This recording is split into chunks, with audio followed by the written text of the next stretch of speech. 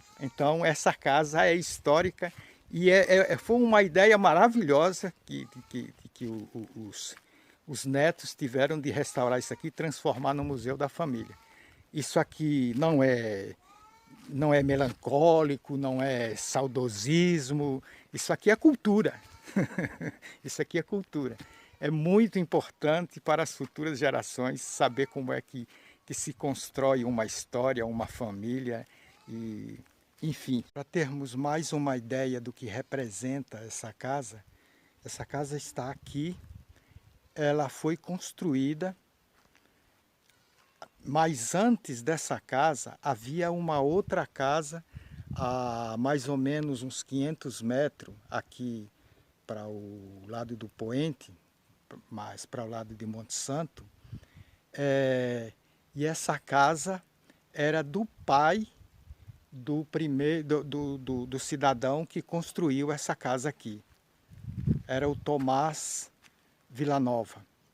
E o cidadão que construiu aqui era Faustino Villanova Reis, que era filho do Tomás Villanova.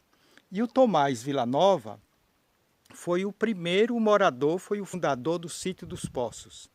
Quando o Faustino, filho do Tomás, construiu essa casa aqui, assim que ele casou, que ele construiu essa casa aqui, que ele casou com Dona Josefa Cardoso, por isso que é família Cardoso Villanova Reis, certo?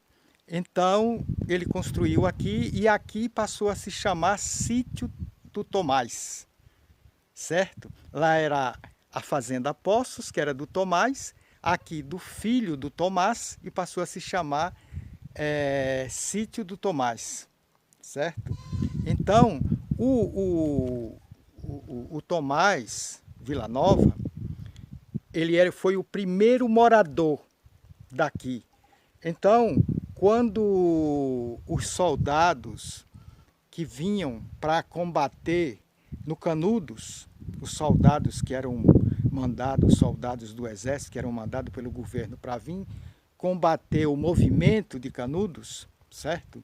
Que é uma coisa muito polêmica e duvidosa, né? Isso aí você lê nos livros de história. Quando os soldados vinham, eles paravam aí. Você vê, nós estamos aqui numa, não sei, eu não tenho ideia exata, mas deve ser uns 40 quilômetros para a cidade de Monte Santo.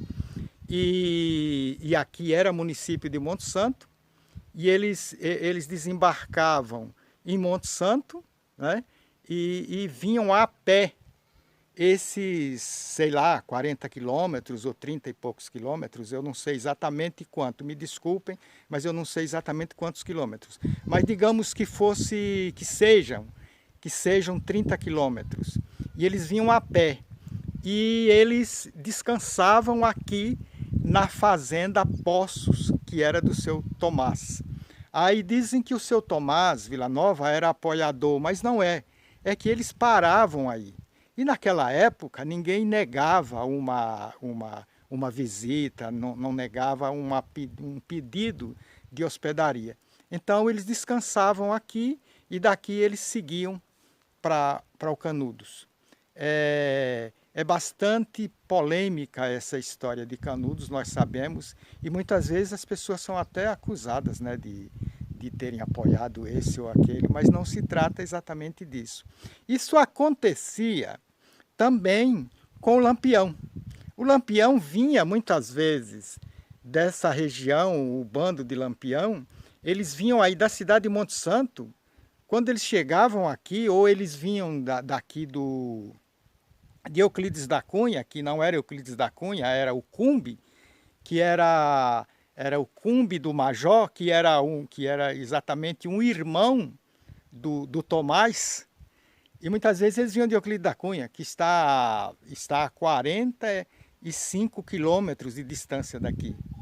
Então, o próprio bando de Lampião, ele aqui nessa região, ele também parava para descansar.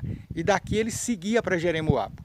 É tanto que tem uma história que eu já contei em um outro vídeo que está no meu canal no YouTube, que uma certa vez o bando de Lampião passou por aqui e deixou aqui para o morador, o senhor Faustino Villanova Reis, que para ele ajuntar uma quantidade de dinheiro que ele ia para Jeremoabo, que fica a uma distância considerável daqui também.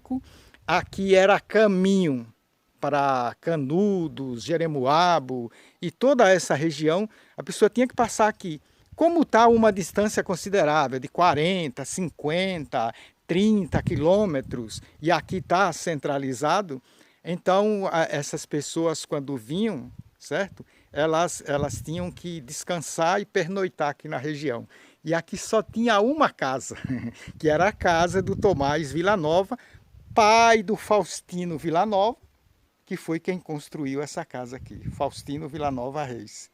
E hoje essa casa pertence à família Cardoso Villanova Reis. Por que Cardoso? Porque o Faustino casou com Dona Josefa Cardoso. Então pertence à família Cardoso Villanova Reis, e hoje os netos de seu Faustino e de Dona Josefa estão restaurando essa casa e aqui transformando ela num centro cultural, num museu da família. Então antigamente as moradias, assim, as fazendas eram muito longe, às vezes o cidadão vinha viajando e ele vinha a burro, cavalo, e muitas vezes ele já trazia a rede. Quando ele chegava numa casa assim, ele precisava pernoitar. Era muito longo. Você vê que aqui nós estamos a 40 quilômetros da cidade de Euclides da Cunha. Não sei, talvez seja mais ou menos isso para a cidade de Monte Santo. E eram as distâncias que as pessoas andavam, montado a burro, cavalo, certo? Então eles precisavam muitas vezes parar no meio do caminho e descansar, não só ele, como também os animais. Então era muito comum eles pernoitarem na casa de um conhecido.